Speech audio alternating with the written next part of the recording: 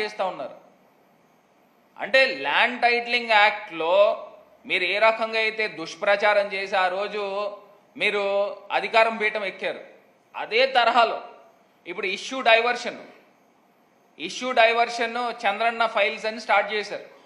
Super 6 హామీలు ఎక్కడ నెరవేర్చాలి, ఎక్కడ స్టార్ట్ చేయాలి, దాన్ని ప్రజలు దృష్టి మరలించాలనే కార్యక్రమం జరుగుతూ ఉంది.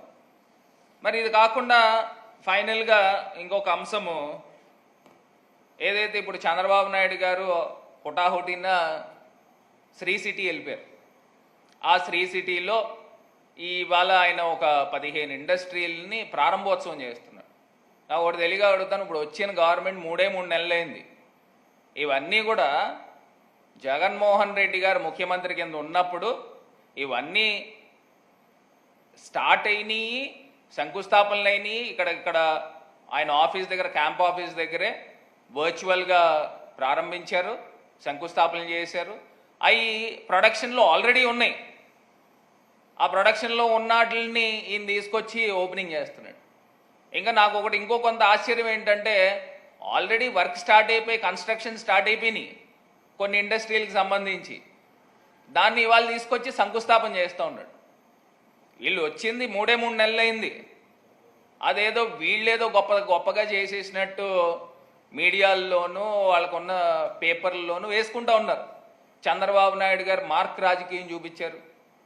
అంటే 3 నెలల్లో ఎక్కడైనా ఇండస్ట్రీలు ప్రారంభించేయడం, కట్టేయడం, ప్రొడక్షన్ తీసుకొచ్చేయడం జరుగుతుందండి ఎక్కడైనా? మరండి ఈ క్రెడిట్ అంతా ఎవరిదండి? ఇది జగన్మోహన్ రెడ్డి గారిది కాదా?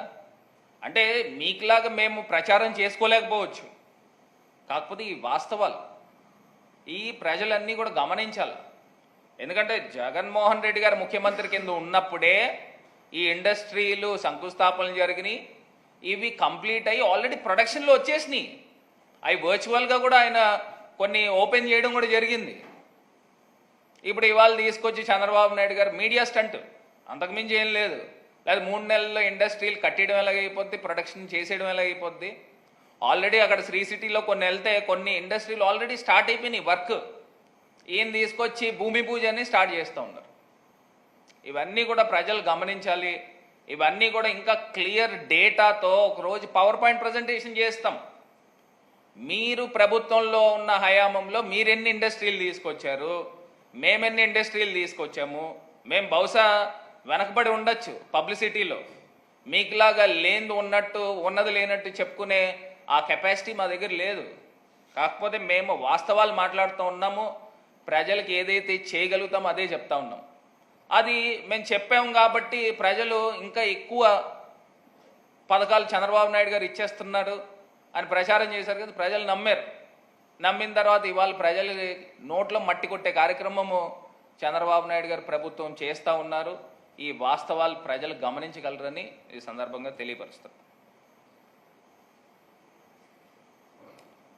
చేస్తానా?